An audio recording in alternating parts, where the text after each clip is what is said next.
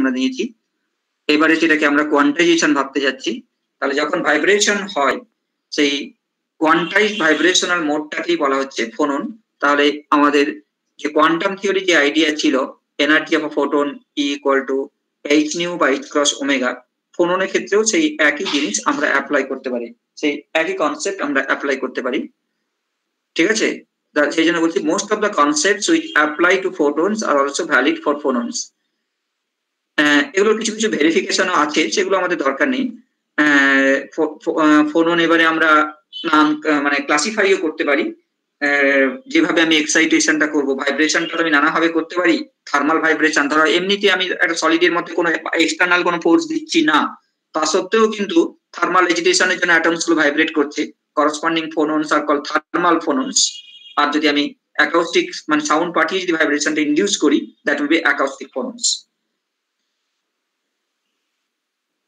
ঠিক আছে, আর ফোননের ফ্রিকোয়েন্সি রেঞ্জ, ফোননের frequency range 10 to the power 4 to 10 to the power 12 hertz হতে পারে। দেখো আপার লিমিটটা দেখো, আপার লিমিটটা কিন্তু যথেষ্ট হাই। মানে আমরা যেটা জানি, আমরা যেটা জানতাম যে সাউন্ডের ফ্রিকোয়েন্সিটা মেগাহার্টজ পর্যন্ত হতে পারে বা ফিউ 100 মেগাহার্টজ পর্যন্ত হতে পারে, কিন্তু এখানে দেখো ফোননের frequency vibration spectrum of phonon ranges from 10 to the power 4 to 10 to the power 12। এই 10 টু দি পাওয়ার 12 হার্টজটা, এটা আপার লিমিটটা দেখো প্রায় ইনফ্রারেড, মানে ইনফ্রারেড না হলে মাইক্রোওয়েভে ঢুকে গেছে, প্রায় ইনফ্রারেড কাছাকাছি চলে গেছে।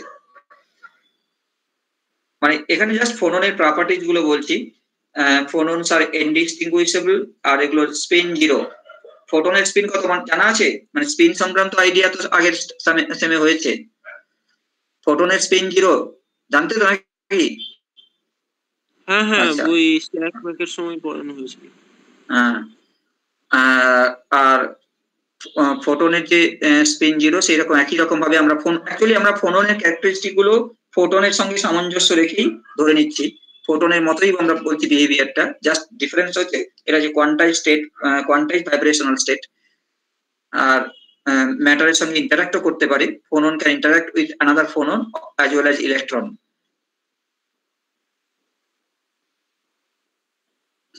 আচ্ছা, এই পয়েন্টটা, phonon physically has no momentum, physically has no momentum, but it interacts with photons, electrons, as if it has a momentum, equivalent momentum h cross k, where k is a wave vector সেসব হলো। এই h cross k টাকে অনেক সময় বলা হয় crystal momentum. তো এখানে আমার নিজেরই একটু কনফিউশন আছে যে physically it has no momentum কথাটা মানে কি। মানে এটা আমি বই থেকেই নিয়েছি, photon physically has no momentum but it interacts with photons. Interaction করছে, যেমন আমরা জানি ওয়েভ পার্টিকেল ডুয়ালিটি বলছি, মিন্স ওর মোমেন্টাম থাকবে, এটা যে মোমেন্টাম, সেই মোমেন্টামটাকে আমরা ক্রিস্টাল মোমেন্টাম বলতেই পারি, that's a different issue. But physically it has no momentum, এটা কেন বলা হচ্ছে আমি ডেকারেও দেখেছি, পিল্লাইতেও দেখেছি। রেস্ট মাস জিরো বলে মনে হচ্ছে ওইটাকে, মানে ফিজিক্যালি নো মোমেন্টাম বলা হয়। কিন্তু সেটা ফিজিক্যালি কেন বলা হবে, এটা কেন আপত্তি, মানে আমার কাছে আপত্তিকর ঠিক আছে। আমি তাও ইন্টেনশনালি লিখেছি যেহেতু বইতে আছে, কিন্তু দেখবে দেখি তোমরা যদি, তোমরা এখনই বলতে হবে না, তোমরা একটু নেটে ইনফরমেশন দেখবে দেখি যে ফোনন সংক্রান্ত ইনফরমেশন পড়ে সেখান থেকে দেখবে দেখি physically it has no momentum, physically it has no momentum, এটা আপত্তিকর লাগছে। তারপরে কথাগুলো ঠিক আছে, it interacts with photons, electrons etcetera and it has a momentum h cross k। সেটা তো আমরা যেহেতু ফোটনের সঙ্গে প্রপার্টি গুলো সিমিলার বলছি এবং ইন্টারাকশন হচ্ছে মানে মোমেন্টাম থাকতে হবে। ঠিক আছে, আর এই যে এক্সিস্টেন্স অফ ফোননস, তার কিছু এভিডেন্স আমাদের জানা দরকার। যেটা আমরা বলছি যে আমরা তো দাবি করছি যে কোয়ান্টাইজড ভাইব্রেশনাল মোডস হচ্ছে ফোননস এবং সেই ফোনন ইন্টারাক্ট করছে, এগুলো সব বলছি যে থিওরিটিক্যাল অ্যানালিসিস হয়। বাট কি এভিডেন্স আছে, মানে ফোনন নিয়ে কিছু ক্যালকুলেশন বইতে আছে, সেগুলো আমাদের সিলেবাসে নেই, সেগুলো মাস্টার ডিগ্রিতে হবে। মানে ফোননের স্ক্যাটারিং, ফোননের ইন্টারাকশন উইথ ইলেকট্রন, নিউট্রন করে কিছু ক্যালকুলেশনস আছে। বাট সেইখান থেকে যে রেজাল্ট গুলো আসছে সেই রেজাল্ট গুলোকে আমি সামারাইজ করেছি। Following experimental facts suggest the existence of phonons. Lattice heat capacity tends to zero as T tends to zero. এটা আমরা পড়বো, আমাদের এই চ্যাপ্টারের সেকেন্ড পার্ট হচ্ছে এটা। ল্যাটিস হিট ক্যাপাসিটি আমরা ক্যালকুলেট করব। ল্যাটিস হিট ক্যাপাসিটি ক্যালকুলেট করব, তার জন্য দুটো থিওরি আছে, একটা হচ্ছে আইনস্টাইনস থিওরি আর একটা ডিবাই থিওরি। ওগুলো স্ট্যাটমেকে এমপি কিছু বলেছিল নাকি? মানে স্ট্যাটমেকের সঙ্গে হ্যাঁ বলো। হাই টেম্পারেচারে 3R হয়ে যায় আর লো টেম্পারেচারে ওই এক্সপোনেনশিয়ালি ভ্যারি করে, ওইটাই তো বোধহয়। হ্যাঁ ওগুলো বলেছে মানে ক্যালকুলেশনটা দেখিয়েছিল। আচ্ছা, তো সেটা মানে অ্যাকচুয়ালি কিছু কিছু জিনিস আছে ওভারল্যাপিং আছে, মানে স্ট্যাটমেকে যখন অ্যাপ্লিকেশন হিসাবে কিছু কিছু বলতে পারে, কারণ বি স্ট্যাটিস্টিক্স এফডি স্ট্যাটিস্টিক্স এর অ্যাপ্লিকেশন হিসাবে, মানে ওটা বি স্ট্যাটিস্টিক্স এর অ্যাপ্লিকেশন হিসাবে বলতে পারে, সেই জন্য জিজ্ঞেস করলাম। তো আমাদের এখানে ডিটেলসে সিলেবাসে রয়েছে calculation of lattice specific heat. সেই ল্যাটিস স্পেসিফিক হিট আমরা যখন ক্যালকুলেট করব তখন দেখবো it tends to zero as temperature tends to zero. সেটা এক্সপেরিমেন্টালিও তাই, এটা এক্সপেরিমেন্টাল রেজাল্ট মানে খুব লো টেম্পারেচারে specific heat for various materials calculate করে দেখা গেছে টি টেন্ডস টু জিরো। তোমরা কি জানো লিকুইড হিলিয়াম টেম্পারেচার হচ্ছে 4 কেলভিন? জানো লিকুইড হিলিয়াম টেম্পারেচার হচ্ছে 4 কেলভিন। ওই লিকুইড হিলিয়াম দিয়ে 4.2 মতো জানতাম। হ্যাঁ ওই হলো লিকুইড হিলিয়াম টেম্পারেচার দিয়ে ওই রকম লোয়ার টেম্পারেচারে মানে 4 কেলভিনের আশেপাশে টেম্পারেচারে স্পেসিফিক হিট এক্সপেরিমেন্টালি মেজার করা হয়। মানে ধরো স্পেসিফিক হিট মেজার করার তো নিশ্চয়ই পদ্ধতি আছে, সেই স্পেসিফিক হিট মেজার করার জন্য মেটেরিয়ালটাকে ওই লিকুইড হিলিয়াম টেম্পারেচারের কাছাকাছি নিয়ে আসা হয় লিকুইড হিলিয়াম দিয়ে।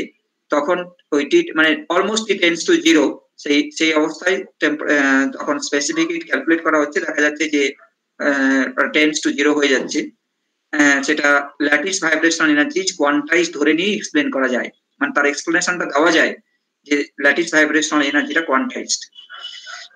নেক্সট যে পয়েন্টটা রয়েছে crystal scatter X-rays and neutrons inelastically. The change in momentum and energy during this process can be associated with gain or loss of one or more phonons. মানে যখন স্ক্যাটারিং যখন হচ্ছে তখন momentum আর এনার্জি ওই ক্রিস্টাল অ্যাটমে যে change হচ্ছে সেটা associated with the gain or loss of one or more phonons, মানে অ্যাজ ইফ ফোনন ক্রিয়েট হচ্ছে বা ফোনন অ্যাবজর্ব হচ্ছে।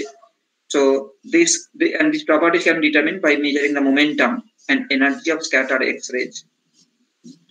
মানে এগুলো এক্সপেরিমেন্টাল এভিডেন্স, কোন বইতে এই এক্সপেরিমেন্ট গুলো ডিসকাস করা আছে, কিন্তু সেগুলো তোমাদের লাগবে না এক্সপেরিমেন্ট গুলো ডিটেলসে, সেই জন্য আমি শুধু রেজাল্ট গুলো এখানে সামারাইজ করেছি।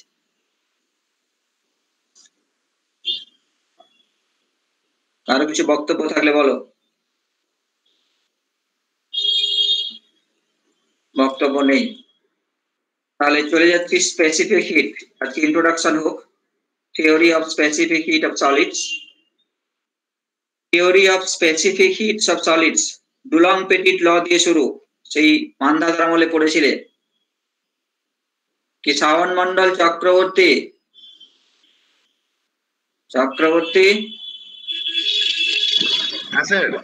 ডুলং পেটিট লটা বলো।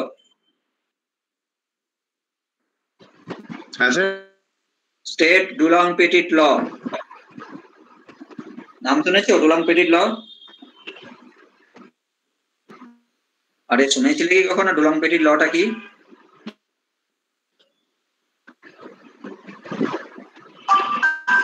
আরে আওয়াজই করে যাচ্ছে। তোমাকে ল জিজ্ঞেস করেছি, তোমাকে ওয়ান ডাইমেনশনাল ওয়েভ জেনারেট করতে বলিনি। মোটা রণজিৎ দাস, মোটা আছো? হ্যাঁ স্যার বলো ডুলং পেটিট লটা বলো। স্যার ভুলে গেছি স্যার, মানে মনে নেই, মানে এমনি জানি মনে নেই। আর জানি মনে নেই কথাটা মানে কি? যেটা জানো সেটাই বলো, সেলফ কন্ট্রাডিকশন হয়ে যাচ্ছে। না মানে শুনেছিলাম কিন্তু এখন মনে নেই লটা। আচ্ছা দাঁড়া, তারপরে খ্যাপা আছে? খ্যাপাকে বলতো হ্যাঁ। আমি স্যার যতদূর জানি যে ডুলং পেটিট ল আমি ভালো করে জানি না, পোটেনশিয়াল আর কাইনেটিকের ডাইমেনশন গুলোকে নিয়ে ওর সিভিটা এখন একটা ল্যাটিসের সিভি 3R বলে বের করেছিল আর কি ডুলং পেটিট। আমি এইটুকুই জানি আর মানে হাফ কেডি করে কি করে বলে কি করে বার করেছিল আবার বলো। আমি যতদূর জানি স্যার ডুলং পেটিট 3R বের করেছিল ওই পোটেনশিয়ালের মানে ল্যাটিস ভাইব্রেশনের ওই যে পোটেনশিয়ালের তিনটে মানে 3 ডাইমেনশনালের তিনটে 3 ইনটু হাফ কেডি আর কাইনেটিকের 3 ইনটু হাফ কেডি। আচ্ছা তুমি যে খ্যাপা সেটা তুমি বুঝলে কি করে? আমাকে আচ্ছা, একটু ঠিক আছে। ডাকেন স্যার, জানি না। হ্যাঁ ঠিক আছে, ভালো, মানে বুঝতে পেরেছো, ভালো। এবারে যেটা বলছি যে Dulong Petit law is the experimental law. ওই ওয়ান ডাইমেনশনাল পোটেনশিয়াল সব পরে, সেটা পরে verification. Dulong Petit's law is the experimental law, যেটা বিভিন্ন মেটালের ক্ষেত্রে specific heat, molar specific heat experimentally বার করেছিলেন। বার করে ওনারা দেখেছিলেন যে অলমোস্ট 3R এর ইকুয়াল আসছে অ্যাট রুম টেম্পারেচার। এটা রুম টেম্পারেচার। আবার বলছি ডুলং আর পেটিট, এটা তো সেই কেমিস্ট্রিতেই ছিল ক্লাস 11-এ মনে হয়। ডুলং পেটিটস ল হচ্ছে molar specific heat of all metals found to be nearly 3 into R. R এর ভ্যালু 8.3 বসালে প্রায় 25 joule per mole per kelvin, বা ক্যালোরিতে যদি বসাও আর এর ভ্যালু 2, তাহলে 6 calorie per mole per kelvin. এইটা জাস্টিফাই করার জন্য আমাদের ওই ভাইব্রেশন ডিগ্রি অফ ফ্রিডম দিয়ে, ভাইব্রেশন ডিগ্রি অফ ফ্রিডম দিয়ে যে এনার্জি আসবে সেখান থেকে আসবে যে 3R আসছে মোলার স্পেসিফিক হিট। এই যে empirical law, Dulong and Petit proposed, এবারে তুমি এখানে স্ক্রিন দেখো, Dulong and Petit proposed an empirical law on specific heat based on purely experimental results that the molar specific heat at constant volume for all substances in the solid state is constant and equal to 3R. আমার এখানে unit লেখা ভুল হয়েছে, 3R that is 6 calorie per mole per kelvin, 6 calorie per mole per degree centigrade. অবশ্য molar বলা আছে, সেজন্য আর মোল না বললেও চলে। আচ্ছা, many solid elements obey this law, অনেকেই মেনেছিল, মানে এক্সপেরিমেন্টাল ভ্যালু যেটা এলো সেটা অধিকাংশ অনেকগুলো এক্সপেরিমেন্ট থেকে দেখে পেয়েছে, বাট কিছু কিছু মানেনি, যেমন beryllium, boron, carbon Dulung Petit ল থেকে মানতে চায়নি। আর লোয়ার টেম্পারেচারে এটা কমপ্লিটলি ফেলড, মানে যত এটা হচ্ছে রুম টেম্পারেচার ভ্যালু, 3R ভ্যালুটা আসছে রুম টেম্পারেচার মেজারমেন্টে, বাট যেই লো টেম্পারেচার ফিজিক্স ডেভেলপ করলো, লো টেম্পারেচার ফিজিক্স ডেভেলপ করার পরে লো টেম্পারেচারে প্রপার্টি মেজারমেন্ট যখন শুরু হলো, তখন কিন্তু দেখা গেল যে ডুলং পেটিট ল থেকে অনেকটাই ডেভিয়েট করে যাচ্ছে। Now we can explain this value from classical theory. Classical theory কাজে লাগিয়ে ডুলং পেটিটের এই ভ্যালুটাকে বার করা যায়, যেটা সঞ্চয়ন মানে খ্যাপা বলার চেষ্টা করছিল। ডিগ্রি অফ ফ্রিডম থেকে হাফ কেটি আসবে, টোটাল এনার্জি বার করব, টোটাল এনার্জি করে সেখান থেকে সিভি, যেমন আমাদের এতে ডিগ্রি অফ ফ্রিডম কাজে লাগিয়ে এতে গ্যাসের ক্ষেত্রে করা হয়, নিশ্চয়ই মনে আছে। মনোঅ্যাটমিক গ্যাসের ক্ষেত্রে সিভি কত হয়? আমরা কাকে জিজ্ঞেস করবো? সুমিত বলো, মনোঅ্যাটমিক আইডিয়াল গ্যাসের ক্ষেত্রে সিভি কত হয়? মানে ডিগ্রি অফ ফ্রিডম কাজে লাগিয়ে 3টে ডিগ্রি অফ ফ্রিডম, 3টে ডিগ্রি অফ, নিশ্চয়ই স্টেপ গুলো মনে আছে, যারা ভুলে গেছো একটু বলে দিচ্ছি। মনোঅ্যাটমিক যদি গ্যাস হয়, আইডিয়াল গ্যাস হয়, তাহলে একটা অ্যাটমের জন্য 3টে ডিগ্রি অফ ফ্রিডম, আর per degree of freedom energy হচ্ছে half kT. So 3 into half kT, 3 into half kT মানে 3/2 কেটি হলো এনার্জি, এটা হলো এনার্জি। এবারে তাকে যদি 1 মোল যদি কনসিডার করি, তাহলে 1 মোল মানে অ্যাভোগাড্রো নাম্বার অফ অ্যাটমস দিয়ে মাল্টিপ্লাই করতে হবে, তাহলে 3/2 কেটি ইনটু Na, Na মানে Avogadro number, 3/2 kT into Na, k into Na মিলে হবে R, তাহলে 3/2 RT, এনার্জি হলো 3/2 RT, so CV will be du dt equal 3/2 R। এইভাবে ক্যালকুলেশন করতে হয়। তো যেভাবে ওই মনোঅ্যাটমিক আইডিয়াল গ্যাসের ক্যালকুলেশন করেছিলে, যেভাবে করেছিলে সেই একই ভাবে ক্যালকুলেশন করলে, এখানে যেহেতু 2 ডিগ্রি অফ ফ্রিডম আসছে, তাহলে half kT plus half Katie করে কেটি হলো, এবারে 3 ডাইমেনশনে করলে 3 কেটি, এবারে 3 কেটি তাকে এনে দিয়ে মাল্টিপ্লাই করে যে এনার্জিটা আসবে সেটা হচ্ছে 3RT, so CV equal to du dt equal to 3R। বুঝতে পেরেছো? ক্লাসিক্যাল থিওরি মানে ডিগ্রি অফ ফ্রিডম কাজে লাগিয়ে ক্লাসিক্যাল থিওরি ইন্ডিকেট করছে যে টোটাল এনার্জি 3RT, তাহলে CV হবে 3R, যেটা এখানে দেখিয়েছি। ঠিক আছে? আচ্ছা, এই যে ক্যালকুলেশনটাতে একটা ভালো রকমের গ্যাঁজা আছে, কেউ বলতে পারবে হোয়াট ইজ দ্যাট গ্যাঁজা?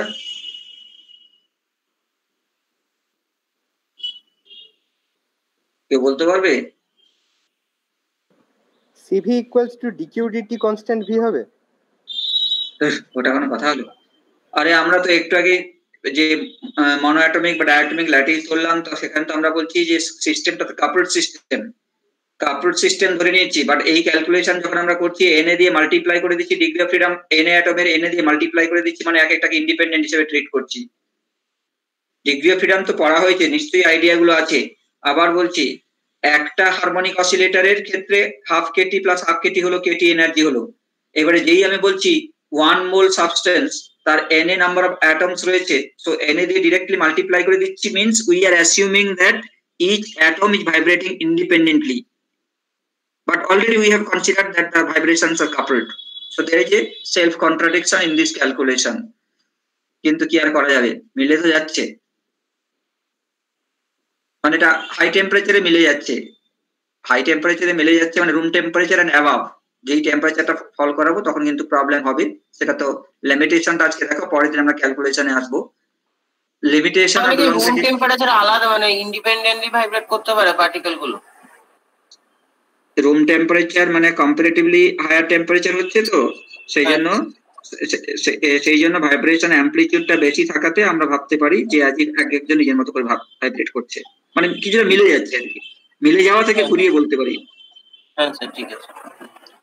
আচ্ছা, যেটা মিসম্যাচ যেটা হচ্ছে লো টেম্পারেচারে ডিভাইস টিকিউ ল মেনে চলে, এই যে সিভি প্রপোর্শনাল টু টিকিউ, খুব লো টেম্পারেচারে গেলে এইটা, আর এক্সট্রিমলি লো টেম্পারেচারে গেলে সিভি প্রপোর্শনাল টু টি হয়ে যায়। এক্সট্রিমলি লো মানে ওই 4 কেলভিনের আশেপাশে, at t tends to 0 CV proportional to t, এইটাকে বলা হয় ডিভাইস টি কিউব ল।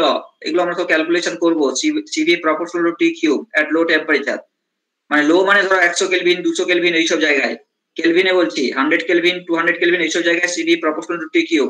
আরো যদি লো যাই ধরো 4 কেলভিনের আশেপাশে, দেন সিভি ইজ প্রপোর্শনাল টু টি। জানো এই সিভি প্রপোর্শনাল টু টি কেন হয়? at extremely low temperature CV is proportional to T, কেউ জানো কেন হয়? আরে ধরো 1 কেলভিন টেম্পারেচার, তখন কি হবে বলো না, এই জান তো ভাই ভাতে সব ফেল করে যাবে। এক্সট্রিমলি লো টেম্পারেচারে তখন থার্মাল এজিটেশন প্রায় বন্ধ হয়ে যাবে। আমি যদি 1 কেলভিনের কাছাকাছি চলে যাই তখন ল্যাটিস ভাইব্রেশন কিছুই থাকবে না, ল্যাটিস ভাইব্রেশন মানে অ্যাটমিক ভাইব্রেশন থাকবে না, মানে ভাইব্রেশনাল এনার্জি থাকবে না। This is due to electronic contribution, that is called electronic specific heat, যেটা free electron theory of metals থেকে আসে। মানে ক্যালকুলেশন না থাকলেও রেজাল্টটা জানবে।